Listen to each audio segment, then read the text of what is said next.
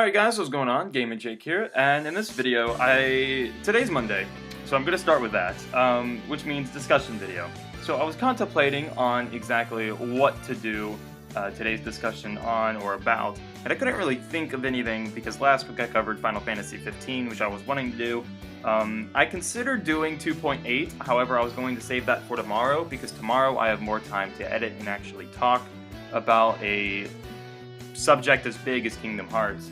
So I'm going to do that tomorrow, but as for today, I decided to go ahead and talk about Yu-Gi-Oh! Now, I know that Yu-Gi-Oh! Is usually saved for Thursday, however, I have a video already saved up for Thursday regarding the latest episode of ArcV, episode 140, which is the final battle with Zarc. That's not a spoiler, we already knew that, that was confirmed and whatnot, but anyway, so we're basically, in this video, I'm just going to be talking about my thoughts on ArcV in general, at least with its current points, with the end of Zarc and whatnot. However, I'm going to save my actual reaction and stuff of that episode for Thursday. In this episode, I may go ahead, or in this video, I may go ahead and just talk about, how I feel about ArcV as a whole, and with the whole, what exactly happened with the whole Zarc arc and stuff.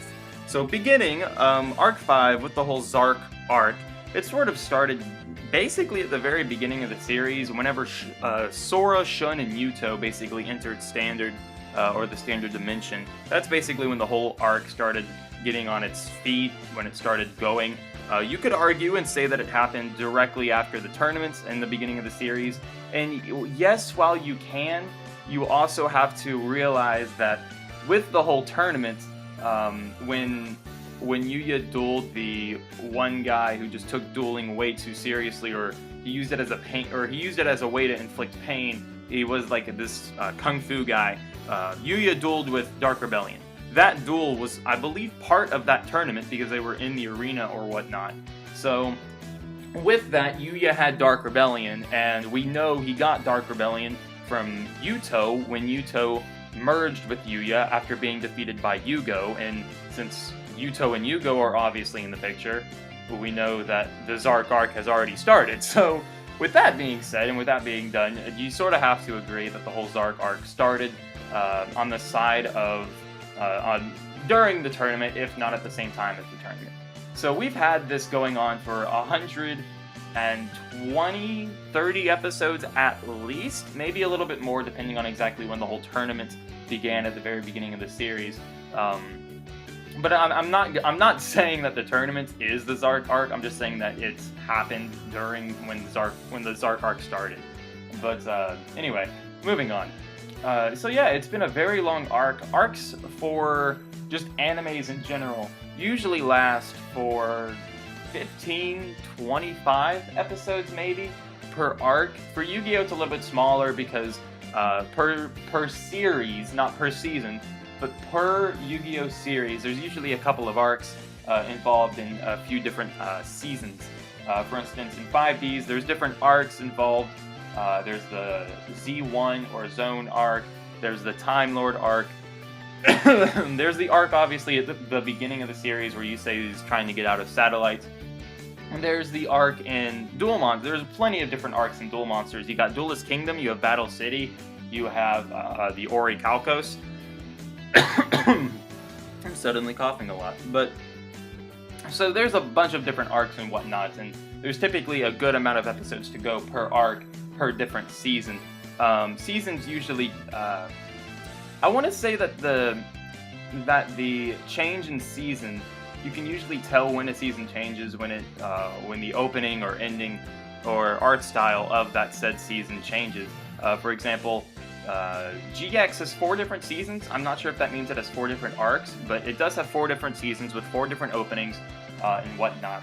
So that's why there's a big whole thing with GX Season 4 needs to be English dubbed, which it still does, but GX Season 4 is darker for 4Kids or whoever now runs the English Yu-Gi-Oh!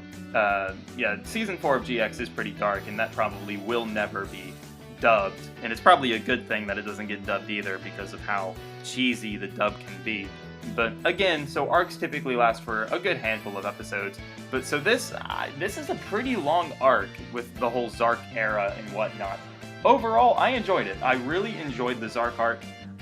There are little bits and things that I would have loved to change myself. Like if I was a writer, or if I was involved in the team somehow, then I would have definitely loved to change it a little bit different. They did set themselves up though with the way on how they ended the Zarc era. And if you haven't seen 140, I'm gonna try and keep it as spoiler-free as possible. But they did sort of put themselves, the team did, they put themselves in a position to where they had to do exactly what the fans, they put themselves in a position basically to where you'd either hate it or you'd love it. And while that's okay, they could have definitely avoided that. They could have made it to where it's like a mutual for everybody. Like you're like, oh yeah, I enjoyed it, or it was alright. Not to where like, oh my god, I hated it, or yay, I absolutely loved it. But at least they did get those, yay, I absolutely loved it reactions. I'm sort of mutual. I mean, like I just said, like overall I enjoyed it. I really liked it, so I'm more of which leaning on the positive side of it. But again, there are bits and pieces of duels and of story, not arcs, but of like story information that I would have preferred to be a little bit different, or to be cleared up at least.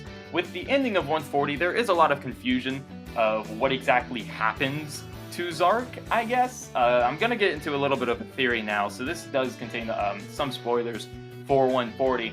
At the end of 140, when Yuya sort of takes control of Zarc, it's sort of, when you think about it, how exactly is that possible? Because essentially Yuya is Zarc, and, well actually, Yuya is Zarc, not in the same sense though that Zarc is Yuya. Because Zarc himself, the definition of Zarc would be when Yuya, Yuto, Yuri, and Yugo are all merged into one. That is Zarc. So you can argue and say that Yuya is Zarc, but you cannot say that Zarc is Yuya. So how could exactly just a part, like, you think of it this way, how can one piece of an entire pie be better than the entire pie? I mean, that's how I'm looking at it. Now you could argue and say that the different pieces of the pie could be inactive, or they could be defected, but that's what I call a conditional argument, to when like it needs very specific stuff to even matter, and when it gets to specifics, that's when it doesn't really matter, because it's going away from the initial argument or discussion at least. So it does get a little bit confusing how exactly Yuya can turn over, or sort of break free of himself, because again, he is Zarc. So it's a bit weird to see how he does that, and not only how he does it, but what happens to Zarc afterwards, because apparently Zarc gets casted out of his own body. So basically his soul just separates from his mortal body, or immortal body, whatever he even is. But his soul separates from it, and then he sort of jumps into Rara. Right before he jumps into Rara, though, Rei sort of disconnects from Rara. There's a little scene where Rei sort of like fades back or fades away from Rara. So it leads to believe that Rei sort of disconnected then, because Rei knew what was about to happen. But so Zarc jumped out of Yuya's body, or Yuya's vessel rather, and then jumped into Rara, and Rara now has this big black beam of light, or beam of black light, or darkness, whatever you want to call it, surrounding him, or her. At this point, I want to say Rara's a guy, or a boy at least, because I'm pretty sure Reggie before has said, I adopted this little brother, or I took in this little brother, or whatnot. Or it may just say I took in this sibling, but I don't know exactly of Rara's gender with the long hair, but we've seen guys have long hair before, and Blair, like Yu-Gi-Oh! Everything mentioned, Blair sort of did the same thing with GX. So, but moving back on to 140, basically, it's confusing as to what exactly happens to Zarc, Rara, and Rei. I do have a theory, and this is the theory. With the preview for 140, we see a baby being held by, or being rocked rather, by Miss Akaba, Leo's wife and Reggie's mother. We see a sort of a baby that looks sort of similar. There's no hair, I believe. We don't see any hair, but we do see like sort of a cheek we see like cheek details or whatnot. I believe we maybe saw a little bit of purple hair, just a little bit. So I want to say it's Rara, and it's a reincarnation of Rara. But this is a little bit confusing as to how that can even be possible. But I do want to bring this into the air. When Zarc was first split into 4, Yuya, Yuri, Yuto, and Yugo, they lived 4 separate lives. They were each birthed, they were each raised, they each aged. Now, I will get into the issues with this later, but they each had their own 4 separate lives separately, and they had years upon years growing up. So, I do want to argue that because Zarc was tested out and then thrown into Rara, that causes Rara to incarnate just the way that Zarc did. However, if that's the case, then it would be Zarc that's the little baby just in Rara's body, and not Rara him or herself. So that's part of it. The second is that it's a sort of, because Zarc jumped at Rara or jumped into Rara, Rara is now one of the pieces of Zarc. So, similar to how we have Yuya, Yuri, Yugo, and Yuto as Zarc, so that's 4 pieces of Zarc. What if Rara jumped into that mix, making there 5 pieces to Zarc now? And when you think about it, it would sort of be weird, but it would make a little bit of sense, because in the episode of 140 and the cast list and whatnot, there's no mention of any of the other U-boys or bracelet girls besides Yuya. Yuya is the only one out of the 8, I believe, who are even mentioned, brought up, or talked about. And it's sort of like they just brush Zarc and the entire arc of Zarc off to the side. So, and a lot of people are a bit upset about that. Like, well, I mean, the world's basically almost just ended, and you're gonna act like it didn't happen. Like, there are other weird animes or weird shows that do the same thing, but at least they acknowledge it. But with this, and with this whole setback, or not necessarily a setback, but with this whole twist with 140 in this new arc, it does create a bit of confusion as to what happens with the other U-boys. So U-boys and or bracelet girls. So maybe Zarc's reincarnation may have something to do with that. Maybe Rara took Yuya's place out of Zarc. So maybe Yuya is no longer a part of Zarc, and Rara took Yuya's place. So now it's Rara, Yuri, Yuto, and Yugo that make up Zarc, and excluding Yuya. So now Yuya is his own person, and Zarc is now growing up as a reincarnate of Rara, or Rara is now growing up as a reincarnate of Zarc. So there's definitely a lot of theory to go around with Rara. There are issues with this though, because stated with I believe it was between the Yuri and Zarc duel, or the Yuri and Yuya duel, or yeah, the Yuya and Yuri duel, when sort of it's revealed that no, you didn't really have your own life, you didn't really have control of your own life. It was sort of all manipulated and picked out. You know, Zarc's reincarnation was planned from the beginning. It was inevitable. It wasn't gonna, you know, stuff like that. Like, memories or emotions didn't really matter, and they wouldn't have mattered in the sense of growing up with the 4 different U-boys lifestyle. So I believe that is the Yuri duel, because Yusho even mentions, like, wait, am I not really my son's father? Or something to that effect, at least. So, you know, that's a theory to disprove with, to say that none of the U-boys had lives, so then Rara can't really have his or her own life. And then there was another disprovable theory that counteracted this one, but I forgot what it was. I had them listed out earlier, but I forgot what it was. But I think hold on, I may check. Right, no, actually that was it. I already listed the 2. One was that, you know, Rara was a part of Zarc, and the other was that their life was like an imaginary thing. So those were the 2 disprovables to that theory. You know, that can obviously build upon and changed a little bit until we get actually confirmation on what happened, if we ever may get an explanation. But as ArcV as a whole, I personally really enjoy this series. It is definitely in my top 3 out of the 5 so far, and I may do a video about that later. But as for what this discussion was about, as ArcV as a whole, I do want to go ahead and bring it to a close. I really did enjoy Arc 5, and or I know it's not over, and I'm talking about it as if it is.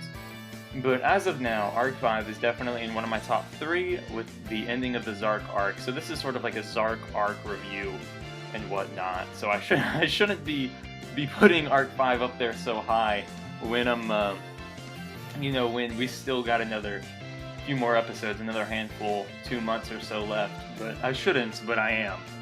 It's definitely up there. I really enjoyed it. I'd give it. I would give Arc 5 overall, like with everything we've had so far, story-wise, character development, cards introduced, mechanics, stuff like that, I'm going to give it an 8.5 out of 10.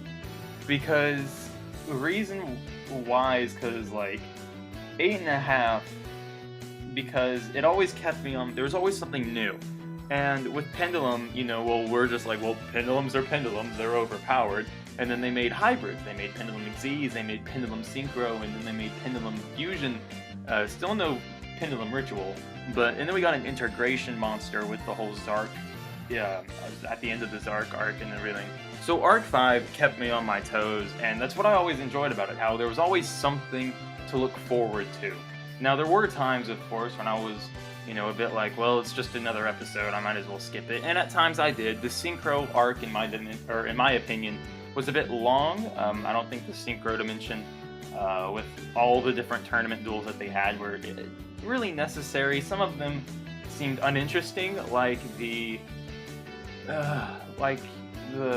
Perform Age guy. I can't even remember his name. And Shun, like that was a good example of a duel that I didn't particularly enjoy, or that didn't just strike me as, hey, I should probably watch this. And there were more like that in the series, but that was definitely one of them in the Synchro Dimension. And the Synchro Dimension did have more of those types of episodes than others did. So that's why, you know, and the Synchro was actually, it explained a lot, or it introduced a lot when it came to Yuya's dueling, and you know how he's going to keep improving his dueling and whatnot with Crow and Jack and everything, because you have Jack who just wants to sort of win and win, but he also entertains people, and that's what he lives for, but he doesn't do it in the sense of smiling.